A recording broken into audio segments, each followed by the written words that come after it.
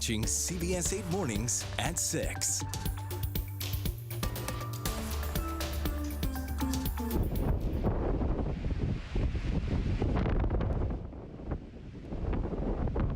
Breaking news, Idalia has made landfall in Florida as a Category 3 hurricane.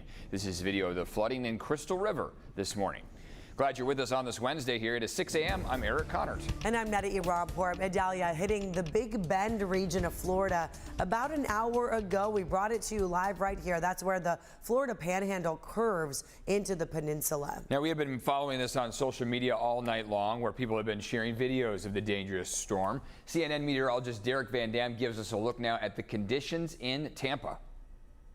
We are 125 miles southeast of the most powerful part of the storm. So my point being that you don't have to be so close to the center of the storm where the strongest winds are to get its greatest impacts. Just let this scene speak for itself, right? We've got flashing lights behind us. Tampa is behind me. This is Bayshore Boulevard. And we are getting these intermittent, powerful feeder bands from the hurricane. And again, we're 125 miles away. That is an angry Tampa Bay. And this storm surge. Three things working in conjunction with each other to have this rising water that we've seen all morning that's forced us to move our crew vehicles. We have not only a hurricane pushing up the water from the shallow, overheated Gulf of Mexico, but it's working in unison with a supermoon, which has a greater impact, a greater tug per se, on the tidal swings, exaggerating high tide, which we are just coming from at 4 a.m. this morning, and then inland flooding from these rain bands that have come through intermittently this morning. So both of those, all three of those actually working together, they meet and they rise the water, and unfortunately we have seen this threaten homes already. Incredible. Yeah, this morning, Florida Governor Ron DeSantis warning residents to stay inside and hunker down. If you see waters like that, you can see why. U.S. Coast Guard units and more than 5,000 National Guard troops are prepared for search and rescue operations. Several major airports in Florida are closed due to the storm. The FAA says those closures could impact travelers outside of the state. And now take a look at this here. A weather phenomenon called St. Elmo's fire was captured just before the hurricane hit. So this is when a luminous plasma is created in an atmospheric electric field during a thunderstorm. So that's what you're looking at there. You see the bolts. Yeah, let's send it over now to meteorologist Evan Narani for the very latest on Idalia. We also have a heat wave here in San Diego to talk about. Hey, Evan. Yeah, there's a lot going on both locally and across the country. First thing we'll focus in on is Idalia, where we do still see that this is now dropping down to a Category 2 storm. So again, this is brand new.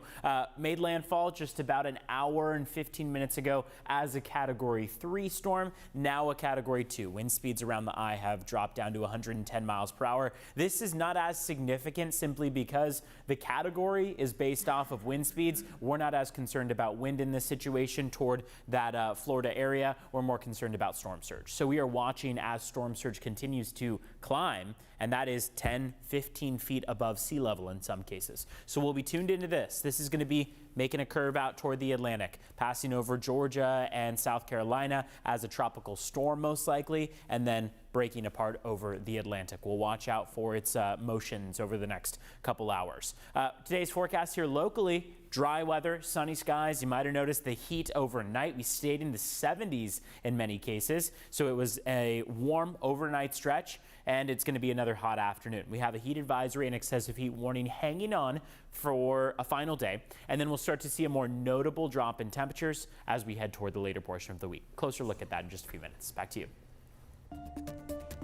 Well, this morning, the South Bay is dealing with another sewage spill. A pump station failed and spilled about 20,000 gallons of sewage on Monday. This happened at Hollister Road. That's at Imperial Beach. CBS 8's Dana Reed McNichol live in IB now. The mayor pretty upset about this, calling on the governor now for help. What is she saying? That's right. Good morning, Eric and Netta. You could really hear the desperation in her voice asking for help. We're going to share a clip of that in just a bit, but I do want to break down what happened and show you some video footage of what that spill looked like. Hollister Road, it covered 20,000 gallons of sewage spilled in the area. I mean, I could smell it in the air just standing here.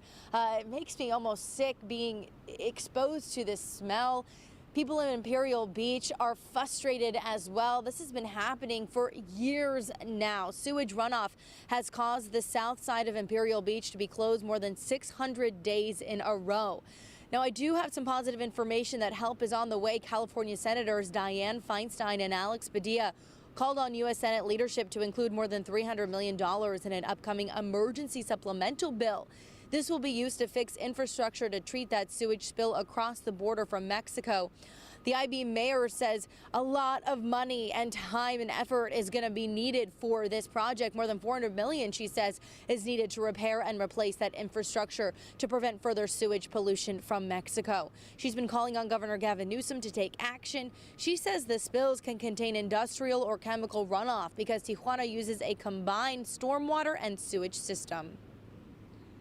I've heard people in my community say they're enraged, and rightfully so. The frustration is sometimes overwhelming.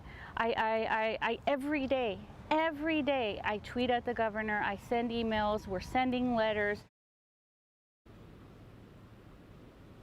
Hoping for something to happen fast here, especially while the summer months when so many people love being outside enjoying this area. Now, in terms of when the Hollister pump station is going to be fixed, they say it will be fixed, but there is no timeline. Of course, CBS8.com will have any of those updates. But before we head back to the studio, I do want to show you the fog around me. It is tough out there. Please take it slow. The visibility is very low, especially if you're in the South Bay. I'm Dana Marie McNichol. I'll send it back to you. Same for La Jolla, too. It's like the fog is just sitting right on the coastline. This morning, an excessive heat warning remains in effect for several parts of San Diego County, and that means an increased fire danger. Now, there are some things you can do right now to protect your home. CBS 8's Chris Groh working for you here live, and Kearney Mesa explaining what we can do when it comes to those emergency kits. Lots of things we can do right now to prepare. Yeah, there's a lot that you can do even just right now. For instance, you can start gathering some of those important documents that you might need for your Go Kit. Make sure that you have basically about a couple days worth of clothes and so forth. And that's the type of things that can make a difference in terms of the timing. And if you are given a mandatory evacuation order, having that Go Kit ready. So that's one of the first things that you can do. You can prepare. The other thing that you can do if you live in a rural area is make sure that you create defensible space about 100 feet in either direction of your home. Make sure that you're clearing out any dead vegetation, any type of tree limbs that are dried out and have been sitting on the floor. Also, clean out your gutters. Anything that can be combustible, you want to make sure that that's been cleared out. A good tip for that is to not use heavy machinery when we're seeing these heat waves, because one little spark from a rock could start a wildfire on your own right there. Also, make sure you're communicating with your family, especially if you have family that live in and around you. If you would like to meet up with them, have a safe space to meet up at, and also know what the quickest route in and out of your neighborhood could be. Remember, this applies to suburban, urban, as well as rural areas. In fact, just last weekend, we saw at a canyon in Balboa Park a fire spark there. This can happen still, even with the amount of rain that we got from Hillary. We're still seeing dry conditions. We have that excessive heat wave that was going on. Remember, it was 103 in Poway just earlier on Monday. So look, the conditions are ripe. They are still there. We are still here in peak fire season, so it's not a time to take any breaks. You clear your rain gutters from any leaves. If you have any low level branches, you want to trim those up maybe 10 feet from the ground. And of course, for those that are new to the San Diego area or maybe just need a refresher, we have a lot of our tips. We're constantly working for you in terms of making sure that we can help you prepare. Just go to CBS8.com for resources. Eric and Netta. Okay. Not over yet. I'm telling you, inland, it was hot yesterday. Our baseball practice, mid-90s. A lot of drills we did in the shade and a lot of water breaks. Yeah, that's kind of key, and it's going to carry on over for today. So it seems like today is going to be very similar. You're not going to notice much of a difference this afternoon compared to yesterday because the drop in temperatures is maybe 2-3 degrees, if that. Okay. So yeah, it just goes to show that that's why the National Weather Service extended that heat advisory and excessive heat warning, because yes, yesterday was our peak. Today we're starting to drop, but the more notable drop in temperatures is going to come tomorrow through the upcoming weekend. Live look at satellite radar imagery showing that along the coast, marine layer has started to redevelop. We do have some spots on the map where visibility visibility is reduced, and that's especially prevalent down toward the South Bay. Right now, Imperial Beach at only 3 miles of visibility. North Island, Coronado at less than a mile. Same in downtown San Diego, less than 1/3 of a mile is where they're at. Many other spots like Kearney Mesa struggling a bit with visibility, but not a lot of trouble. Looks like as you head up the coast, mainly west of the 5 is where you're going to run into some difficulty. So this is what we're talking about. Today we're still in the 90s, right? But then take a look at what happens between today and tomorrow. We'll lose up to 5 to 10 degrees from today into tomorrow,